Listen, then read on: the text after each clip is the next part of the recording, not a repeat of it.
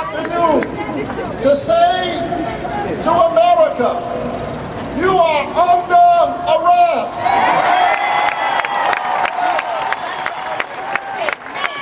And you do not have the right to remain silent. You cannot remain silent, not while a young, innocent child is shot in the heart for no reason at all. America, you do not have the right to remain silent. Not while our men and our boys are stereotyped and stigmatized and shot down for driving while black, for walking while black, for standing while black. America, you are under arrest. And you do not have the right to remain silent. Not while Carissa Alexander, a brilliant young woman with a master's degree and 3 children, languishes in a Florida prison for shooting in the ceiling. Mr. Zimmerman shot Trayvon Martin in the heart and he went home. Carissa Alexander shot somebody shot in the ceiling and she is in prison for 20 years. What are you saying to us, America? You saying to us that we are not as valuable as an object? We will not sit silently while America is under arrest. It is going to be a long summer. It is going to be a summer of activism and nonviolent protest. She didn't work for her. It didn't work for her. America, you are under arrest and you will not. And she was doing it for her.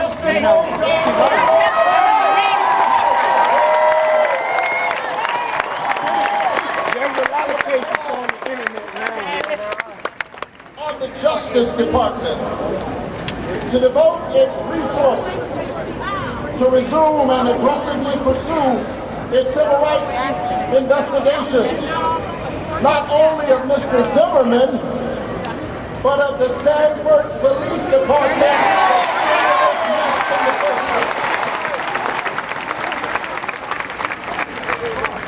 We cannot be fooled. We cannot be duped. We are an intelligent people. There can be no gainsaying of the fact that Trayvon Martin, unarmed child, carrying candy and iced tea, had a civil right, a constitutional right. He had a human right. He had a God-given right to arrive home safely. And when he did not, he had a right for his death to be taken seriously. And so we are focused on Florida. But not only that, Mama used to say charity begins at home and spreads abroad. And so let us not forget that the same kind of stand your ground law that exists in Florida exists in Georgia. Listen to me. Stand your ground is a clever euphemism that hides the agenda of a gun lobby gone mad. Don't let anybody fool you. It is not about self-defense. This is not an argument between those who believe in self-defense and those who do not. People who know the law know that self-defense has always been in our law. It's called the Castle Doctrine.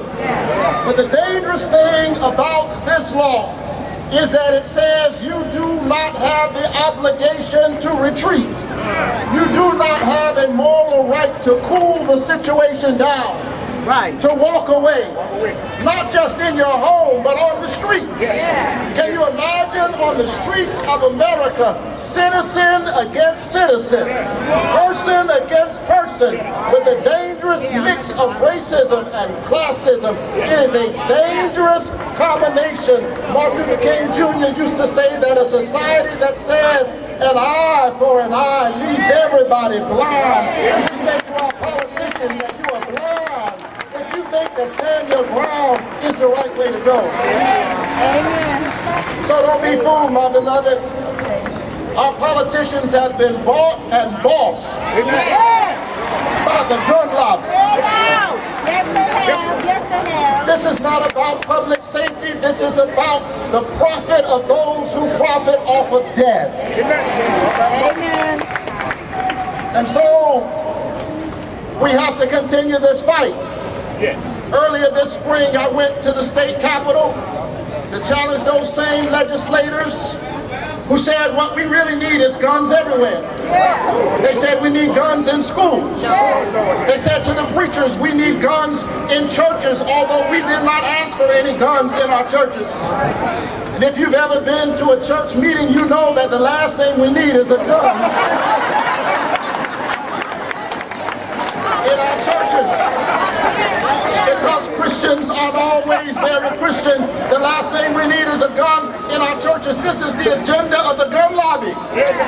But listen to me, the irony is when I went into the state capitol to fight against this ridiculous law in the state of Georgia, before I could get in the capitol to speak to the lieutenant governor, before I could get into the capitol to speak to our state legislators, I had to walk through a metal detector, take out my cell phone, put it in a basket. Why? Because guns are not allowed in the state capitol, but they want them in our churches and in our schools.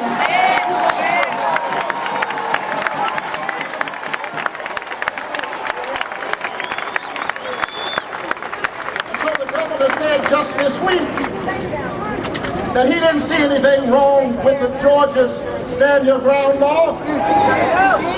He said, and I quote, "It is very similar to the statute in other states, including the state of Florida." I didn't say that, Nathan Deal said it. He said there's nothing wrong with Georgia's Stand Your Ground law because it is very similar to the statute of other states, including the state of Georgia. Including the state of Florida. Did he see what just happened in the state of Florida? We must move from stand your ground to common ground, to common sense. We can do better than this. We can build a beloved America. And so, as I wrap up, let me thank Trayvon Martin. Let me thank the spirit of this young brother. Amen. Amen. For convening this meeting. Amen. With an invitation sealed with his own blood. Yes. He is a lens onto a larger landscape of moral contradictions that underscore America's unfinished business with race and racism. Step back for a moment, see the larger context. He was a part of the matrix of America's growing and increasingly privatized prison industrial complex. Over 2 million people in jail, in prisons in America. Amen. Only 9 million people in prison worldwide. How is it that the United States of America has about 20 or 25% of the world's prison population? How is it that prison construction continues unabated even while crime goes down? This is not about public safety. This is about profits. This is about those who devalue our humanity. This is about those who do not understand that unless we all stand together, we will die together. And so he walked into the matrix of this dangerous combination. Black men who circulate through the prison industrial complex, they come out, and in this year in which we celebrate the 50th anniversary of the March on Washington, they again experience the same discriminations against which Dr. King and others fought 50 years ago. Tell our young brothers, you go through the prison system, even after you come out, Employment discrimination legal. Yeah. Housing discrimination legal. Voting discrimination legal. We have to fight against this monster. Then through the lens of that, George Zimmerman saw Trayvon Martin and killed him on that night. But he came quickly. He died quickly with a prophecy on his lips. Listen, and I'm done. Trayvon Martin died wearing a hoodie. Yeah. Yeah. Somebody said that made him look suspicious. Well, isn't that ironic? Yes. What's so frightening about a black man in a hood?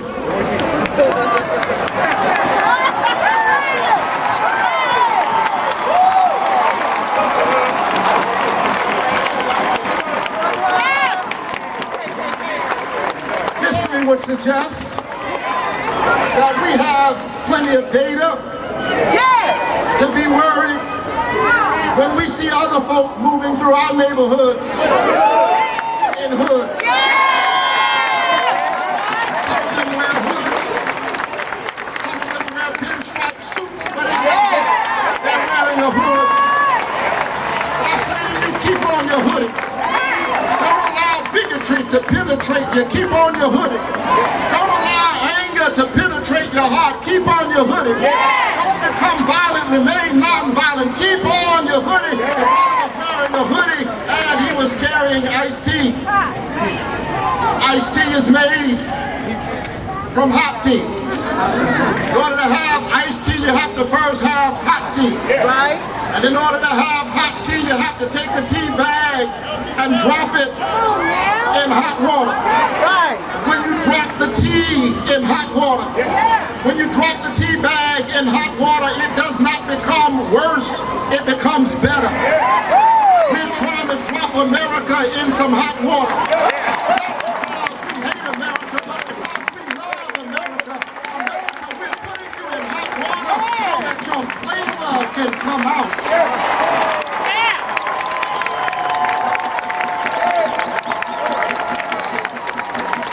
Trayvon Martin was carrying a bag of Skittles, Yeah. a refreshing treat Yeah. in a hard, sugary shell, bringing joy and delight through a multiplicity of colors and flavors. Any child will tell you that there's no such thing as eating a Skittle. It tastes all right by itself. But if you really want to experience joy and delight, you have to take all of the Skittles in their multiplicity of colors and flavors. Put them in your hand at the same time. Put them in your mouth at the same time. We're trying to tell America to taste the rainbow.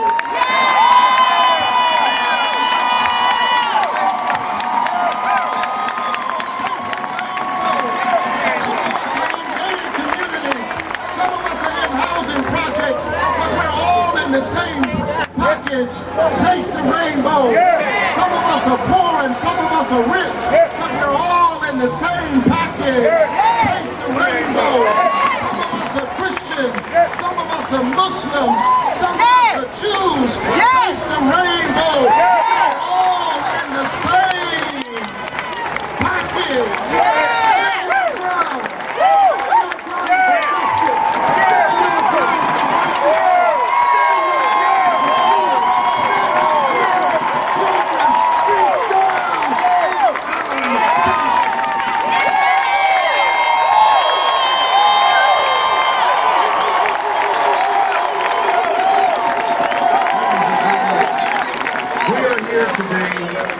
To identify a set of problems and move forward. And in moving forward, we need the energy of our youth. At this time, for a prayer for the youth, please welcome Minister Nicholas Ross, 17-year-old student at Stevenson High School.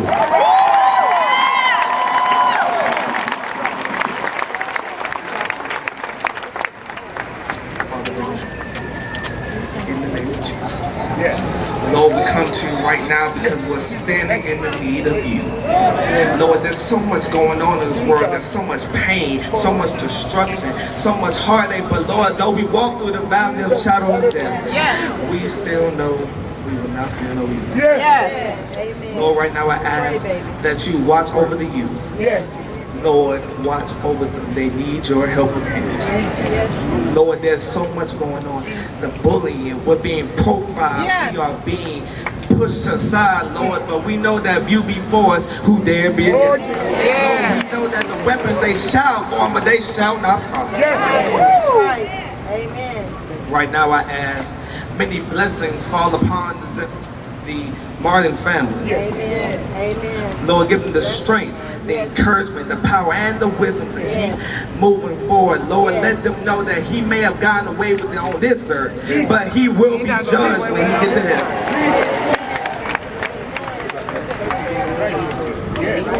These are many of the blessings that we do pray. Amen. Now we continue with more energy from the youth. Please welcome the National Youth Director, the National Action Network, 15-year-old Miss Mary Pat Hector. Now,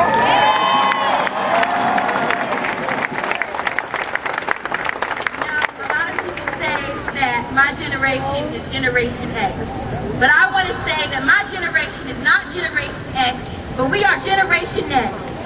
Young people, we can no longer sit on the sidelines and allow society to take over, because our parents and our grandparents not only fought tirelessly, but died for change. And society is trying to take us back to a time when my brothers could die and be killed without any repercussions.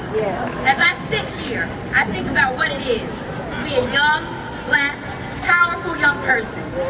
And I can't help but to think about the different issues affecting African American people today, and stereotypes is one.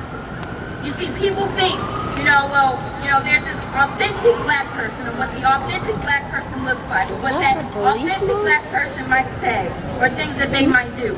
Society wants America to believe that all black men come from single-parent homes. Society wants us to believe that all black men sell drugs. Society wants us to believe that the only thing black men are good at are playing sports.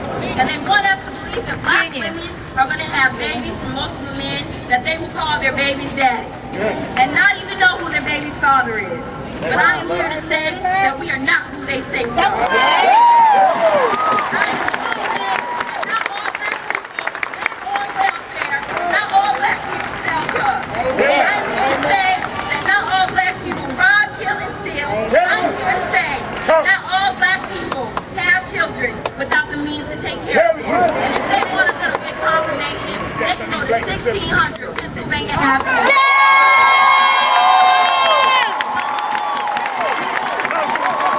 They need to know that it was that greatness that allowed a 14-year-old like Stephen Stafford, a black African-American boy named Stephen Stafford, to improve a surgical technique for hysterectomy patients. You see, it was that greatness that allowed Stephen Stafford, who at the age of 12 years old went to Morehouse College. It was that greatness that allowed Gabby Douglas to hurl her way to Olympic gold status at 16 years old. Our time is now. It is that greatness that allowed the St. Augustine 6 and the Arkansas 9 to change this country. And this is our time. And so I encourage you to go to Washington, D.C. and stand with our leader, Reverend Al Sharpton and Martin Luther King III, as we march for justice and jobs, because our time is now. Thank you.